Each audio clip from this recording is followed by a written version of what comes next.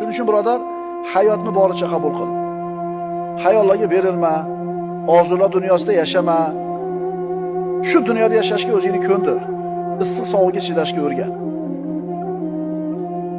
Bu dunyoda doimo vafodor do'st topilavermaydi. Doim ko'ngli yoqadigan ish topilavermaydi. Chunki bekamni ko'z mukammal bo'lish bu dunyoda sifat emas, birodarlar.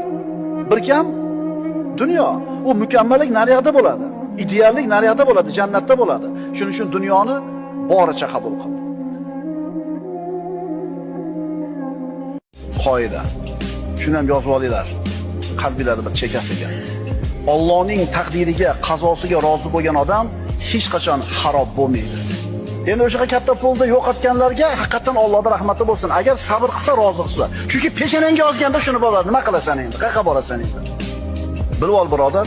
Aniq bilginki, birodar, qazoy qadarga iymon keltirmas ekan